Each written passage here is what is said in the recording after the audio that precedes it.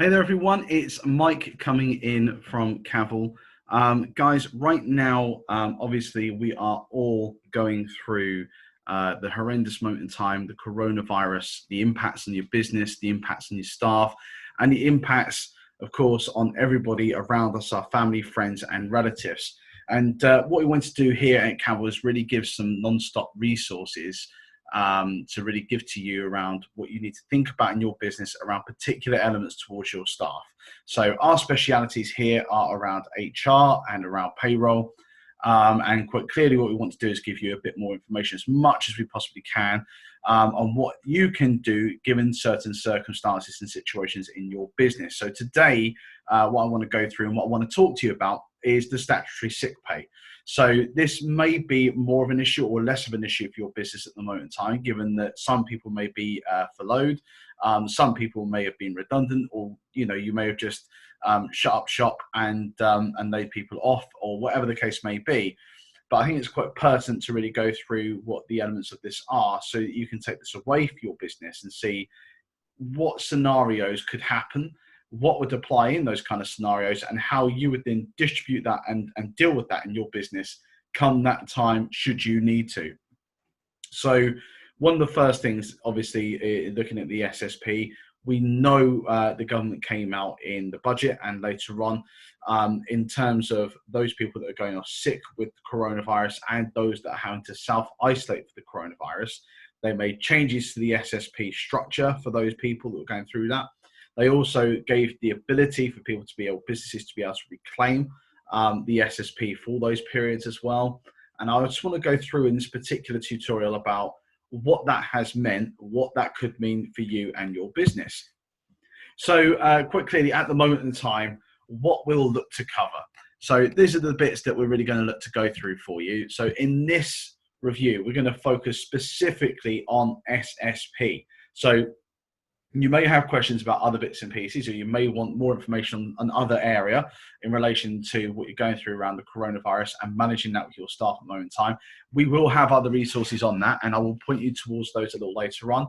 But this is really trying to help you to get to grips with some of the questions around SSP in particular, so that you can help to start building that into your plan and your strategy around your staff. So I'll come back to that on the end of this tutorial, but planning and making a strategical review around what you're going to do with your staff and knowing what you can do in given circumstances and situations is going to be so key to everybody right now.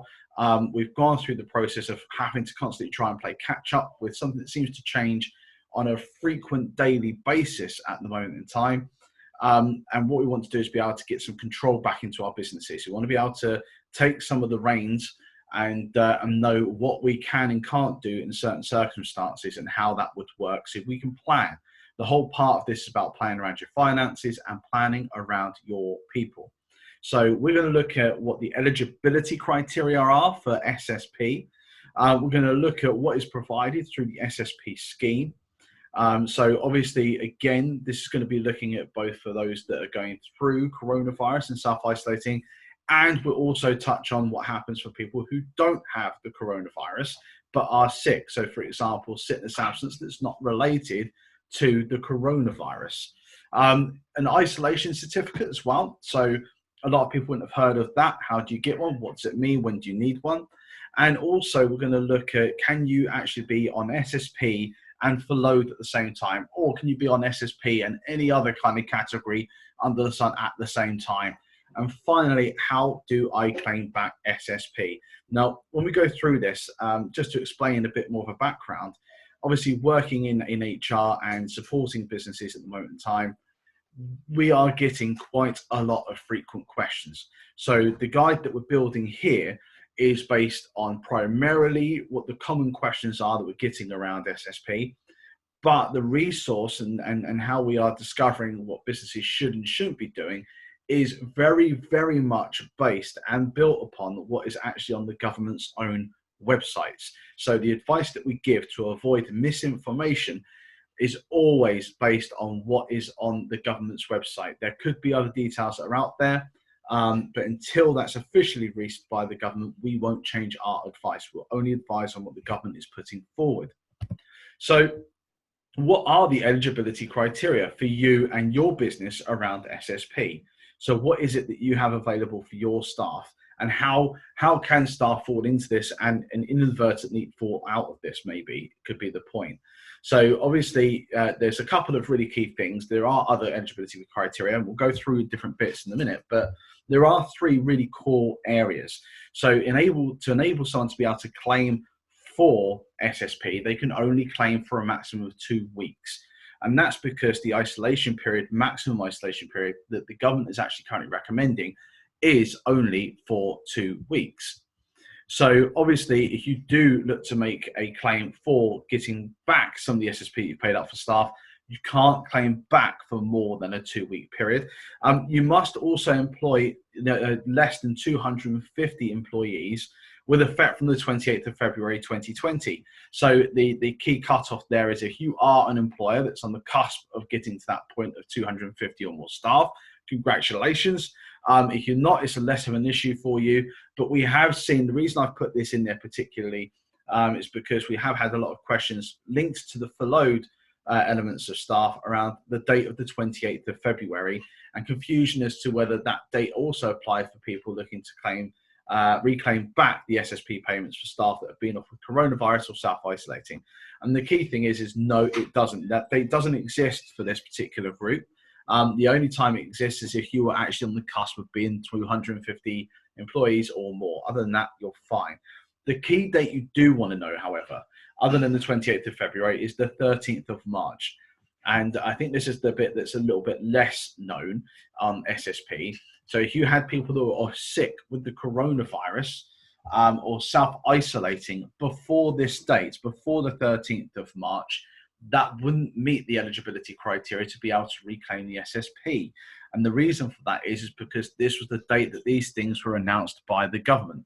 So at the moment in time, you can't claim back for any of the SSP that had happened before the 13th of March. However, on the 13th of March onwards, absolutely, if someone's been off sick with coronavirus or they've been self-isolating because of coronavirus, yes, you can claim that money back from the government.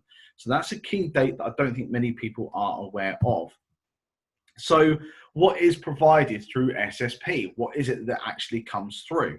So for those staff that are either sick or with symptoms of coronavirus, as we just said, they may be self-isolating. You could be living in a household with a family member who has coronavirus. You don't directly have coronavirus, or your staff member in this case doesn't directly have coronavirus. They can go sick and claim for up to 2 weeks. So currently the government guidelines are that if you are in a household where a member of that household does have the symptoms of the coronavirus, you should be in isolation for 2 weeks. So therefore you would be able to get that coverage back for that SSP that you pay out for those groups of staff back from the government. Now, if someone has been sick or self-isolating, you'll be able to reclaim that back, like I said. At the moment in time, like we already said, that's from the 13th of March onwards, and it's the amounts are based on the SSP that currently statutory sick pay amounts that you'll be able to claim will be £94.25 per week. That's currently, although we're on the cusp of that all changing for the next financial year, and it will go up to £95.85. Don't hold your breath. That's not a huge increase at all from what was there before. And it's still going to be very, very debilitating for certain groups of staff who then only get SSP for that period of time. Now, another question that we do have very rarely from individuals or from businesses is if they actually pay more than the statutory sick pay for a period of time. Then obviously if you are doing that, that's your responsibility to do that. It's your choice to do so. If you're contractually obliged now to do that with your staff, then that's what you should follow through. But you will only be able to claim back the statutory sick pay that's paid out during that period of time. And not forgetting that for those that are off sick with the coronavirus, or for those that are self-isolating right now with the coronavirus, the statutory sick pay kicks in from day one. So before, on everything else, it's been from the 4th day. So the first 3 days, it doesn't kick in. On the 4th day, it does. Now, obviously, for those that are unfortunately living with someone or have the symptoms of the coronavirus, and they are having to self-isolate for a period of time, then they will get that from the point in which they've had to take that action and stay at home. So nobody should be disadvantaged from the fact that they've had to take time off for any period of time under the coronavirus. But obviously, like I said, only the statutory sick pay value is what is covered here through this particular scheme. In terms of things, I used the word scheme there. You could also look at it as a grant, and that's quite a key thing as well, because obviously this is not a loan from the government to help you to pay the SSP for those groups of staff. This is a grant, a scheme. It means that you will not have to pay this money back after you've claimed this. Now, the next big question really is, if we put coronavirus and we put self-isolation to one side, what if somebody has gone off sick for any other reason other than that? And the simple fact is the normal SSP rules would then kick in and apply. So, for example, you'd only get the SSP payment starting from the 4th day of sickness absence. You wouldn't be able to reclaim any of that money back, because that only applies to sickness absence in relation to SSP, sickness absence, sorry, in relation to coronavirus, or in relation to self-isolating. You wouldn't be able to claim anything other than that back.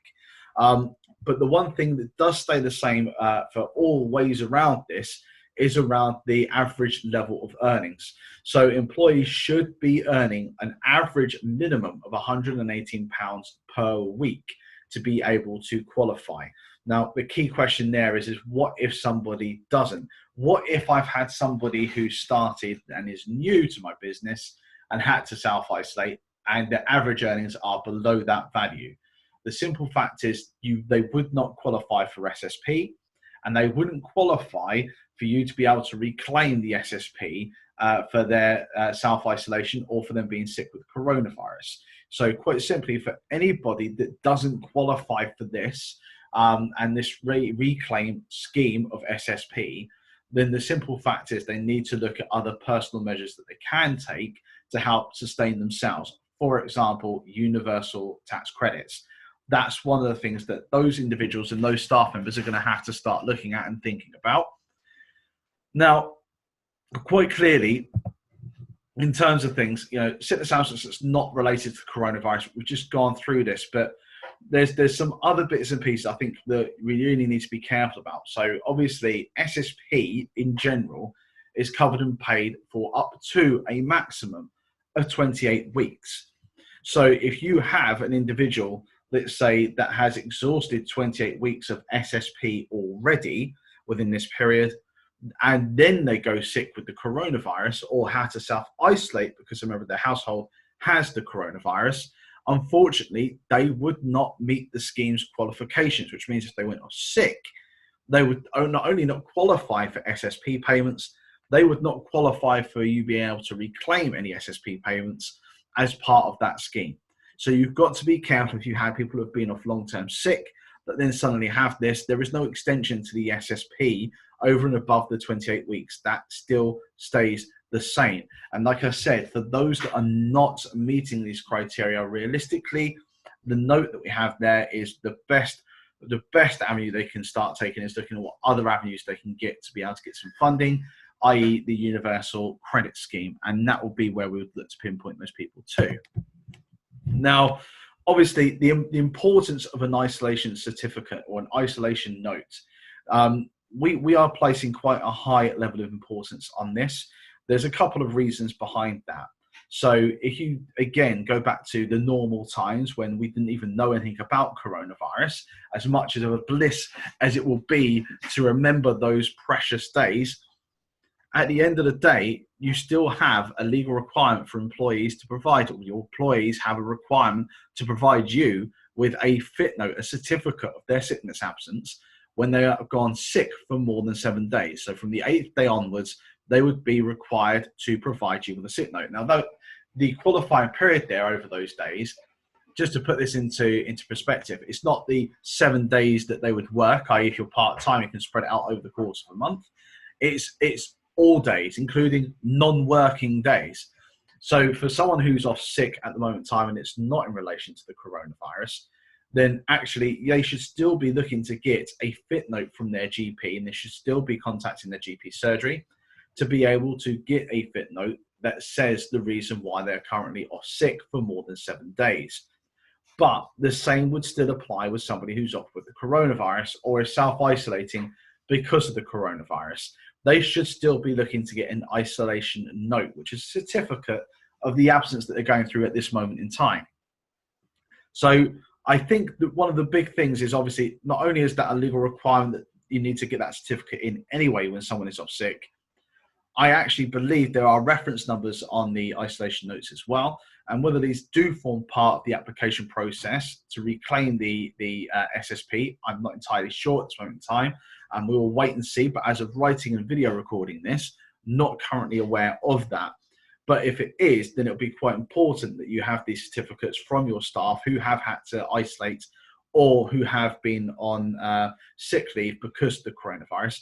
And they're quite easy for staff to go on and get. It's quite easy to log on to NHS 111 online and be able to fill in the questionnaire and obtain your certificate. And if it only covers you for a set period of time, for example, in the picture that you got there, covers you for 6 days. If you're still not well enough to come back because of the symptoms that you're presenting, or the fact you've been isolated and now started to subsequently show symptoms of the coronavirus, you can go back on and get a further isolation note. So absolutely your staff should be doing that. Absolutely they should be forwarding that to you. And by the way, the same would apply with all absence, that if anybody's not in your workplace for whatever the reason may be, your responsibility for ensuring that person's health and well-being doesn't start and end at the footstep of your business, your office, your pub, your restaurant, whichever the case may be. It carries on. So we would absolutely recommend that for anybody that is off sick, or anybody that is off sick with the coronavirus, or anybody who is self-isolating for that matter, we would absolutely say that you should be looking to maintain contact with those people, make sure they're okay. Have they got everything they need? Is there anything that they don't have that they may need that's kind of an urgent necessity? And how can you help them out? So I think that's the big thing about this, making sure you've got your isolation note from your staff, making sure that they're okay, and making sure that it is in relation to isolation or sickness in relation to the coronavirus. Otherwise, you're still going to need a fit note from their GP. So another great question that we keep getting asked is when does it start on the sickness absence? When does it start on the furlough? Can you be on both? Can you come off a furlough and be on sickness absence? And does that impact on one or the other? The simple answer to this question, and you may see this in other videos that we'll do as well, I will say this quite a lot. The simple fact of the matter is you cannot be half pregnant. You either are pregnant or you're not pregnant. It's one or the other. And it's very much the same thing with your staff. They have to fall into a box. They have to fall into a category. They can't fall into multiple categories. They have to fall into one. So you can't be sick and on annual leave. You can't be on maternity and sick. You can't be furloughed and on sickness absence. So if you think about it, a furloughed process is the same as someone taking maternity. It's in effect, it's a sabbatical. It's someone not being in your business for a period of time. And in that sense of things, they can't be on a sabbatical and be sick. You're either sick or you're on a sabbatical. So the answer is quite easily no. You can't be sick, whether it's general sickness or whether it's whether it's through the coronavirus or self-isolating, and be furloughed. So then it comes to the other point, and the other key question that we tend to get. One of those is around, okay, well, if I can't be, if my member of staff is off sick right now for 2 weeks because they're self-isolating, then obviously I've put everybody else onto furlough. When do I put them onto furlough? And the answer is when they come back out of sickness absence. So when that isolation note that you've had from your member of staff ceases and they're fit to return, they would return back, but return back to being furloughed. And equally, the converse actually happens too. Now, how you apply this will be very, very different. But if you have somebody who is furloughed, and then during that furloughed period, they went sick with, let's say, the coronavirus, they went on and they got their certificate. Technically, those individuals should stop being on furlough and should actually be on SSP. Now, the big implication of that, there's a couple. One is to enable you to reclaim the 80% through the furloughed scheme, through the job retention scheme. A person would have to be furloughed for 3 weeks continuously. So if somebody comes back at the moment in time from sickness absence, as things stand, if they're furloughed and they go sick, then they haven't completed the entirety of their furlough period. You as a business will not be able to reclaim your 80% through the job retention scheme. So I'm just going to say that again. If you have somebody who is currently furloughed, let's say for a week, and after that week, they then thus went on sickness absence because they were sick, went on SSP, you would not be able to reclaim that week of furlough through the job retention scheme. So what a lot of people are actually currently looking at, what they're actually looking to do, is not report that person as being sick. One of the main reasons behind that is not only could the business not be able to potentially reclaim that money, equally the individual is going to end up a lot worse off financially through going on SSP on the £94.25 or the £95.80, whatever pence it is they're going to get as of next month. Those people obviously will not get the same amount of money as if they were furloughed on their 80% of wages potentially. So they would actually end up worse off if they actually went sick. So technicalities here are that if a person is furloughed, then yes, they should be in furloughed. If they're sick, they should be sick. But you can't be in both at the same time. But what I would say is think very strategically about whether you think if someone is furloughed and then goes off sick, you might actually end up being outside of the window to be able to reclaim under the job retention scheme. And you don't want to end up in a place there. And it may actually end up being more beneficial to your member of staff if actually you just kept them on furlough. So that's the emphasis on that. Technically, no is the answer to this question. You can't be both. Untechnically, and thinking about this logically and trying to apply it, pragmatically to your business, I would say you wouldn't be in both at the same time, but I just wouldn't necessarily volunteer to put somebody into the sickness category because it may work out worse for your business and worse for the person themselves. So, I mean, obviously at the moment, everything is constantly moving. Everything is constantly changing. So all of these parameters, they're all fresh. Normally the government would take time to obviously go out and consult with businesses. They would take time to get feedback. They would write white papers about it before they do any of these kind of changes. Right now, what we're experiencing is unnormal times. These things are happening at breakneck speed. So all of the forethought of applying these processes hasn't yet come in, and we're always waiting for later on that extra layer of detail to continue to come out. So at the moment in time, like I said, the caveat to this is until the government update their site, until the government update their specific guidance on this, then yes, there will continue to be these slight little variances and loopholes that will be there, and you need to very carefully consider. But for you to be able to claim back at the moment in time the SSP is exactly the same situation as of writing this, that at the moment in time there is a portal that is due to come out to enable you to make that application so that they can tell you how you can start to reclaim it or how they're going to pay that back to you. But as of yet, that is not available. So currently what we see is a headline.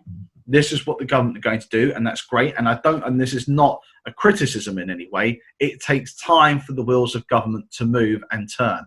And that's just a basic fact. It will do. This is a monumental, large machine. It takes time for this to change and do a course alteration. That's what we're seeing, multiple course alterations here. And whilst it could be frustrating for some businesses saying, we need this now, I need to know I'm getting this back because obviously my cash flow is so low. This is critical to me. I completely understand. But at the moment in time, the guidance is it's not there at the moment as of making this video, and payment should be available by the end of April around this particular scheme. Like I said, the key thing around this is remember, it's a scheme, it's grant. This is not a loan situation, so you're not going to be having to pay this money back. But obviously, I think the SSP is going to be less of most businesses' issues right now in comparison to being furloughed or other activities that they're doing. But it's bearing these things in mind. I think the key thing to watch this space on is like I just described there, if someone goes off sick whilst being furloughed. Now, that I can see as being something that more guidance and more issues could come out around. But at the moment in time, we are where we are, and we'll wait and see if that gets filled in. But if that is the case, if it stays the way it is right now, then, like I said, it's probably more pragmatic to keep people on furlough rather than putting them on sick pay. But we'll have to wait for how these things develop and how these things start to transpire and move forward. Now, obviously, one of the things I want to touch on right now, as I'll be doing on all of these videos, so if you're watching all of these, you'll know this is coming, and I'm so sorry in advance. But however, right now, like I've said, it is so important to start to plan, not just around your people, but around your finances and around so many different elements within your business. But specifically with so many different variables, as we've just discussed there with the SSP, it's important to try and plan for your different types of contingencies that could come up and crop up with your people during this period of time. So at the moment in time, the government have announced that potentially it could take up to 6 months to reach normality. That's not, we're going to be in the status quo where we are right now for 6 months. That's reaching normality. There's a key difference there.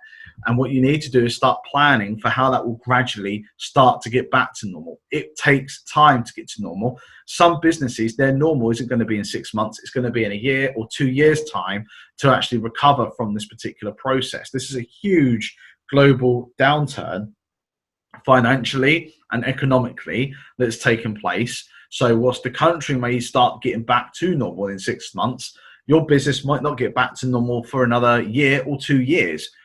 But certainly, if you're, for example, a restaurant right now, you want to know what your options are if given circumstances start to arise and happen. What are my options? What are my options if, for example, the furlough period isn't extended past the 31st of March? What are my options if all of a sudden the government start to allow us to open certain facilities back up and people to have a little bit more flexibility? What happens if, what happens when?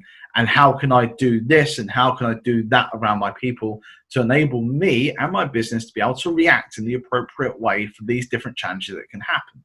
And the key part of that is taking back control. So far, one of the biggest things that's happened to everybody, whether you own a business, don't own a business, is this is happening to us. And you don't have any control over this, and you're just seeing things happening on a daily basis, messages coming out, mixed messages coming out on social media. How do I reclaim that control in my business? Right now, at the moment in time, what we're looking to do, this is not making money, just to be perfectly clear on that for everybody else. This literally, it barely, if does, cover the time to sit down and make these plans available to people. But we want to make this as accessible as we possibly can to everybody to enable them, A, to commit to it and actually follow this through, because it's going to be a help and a plan for their business in terms of their people, but also to actually invest in trying to see what their next plans, what their next strategy can be, depending on what's going to happen next and what their business is going to need to do next. So for you guys at the moment in time, obviously, as long as this is going on, we are operating the scheme for £100 plus VAT. That is building your whole contingency plan around your business. It's bespoke. It's not the same one size fits all. It's based on things along the lines of whether you're staying open, closing completely, looking to reopen again, trialing takeaways, or whether you still have staff that have to go into work, how you're selecting those roles, putting people on furlough, all those different things, and planning it out is all part of this process. And like I said, the key thing here is you have to have a plan. And there will be a separate video on that. It's in its entirety as well, just to go through with you.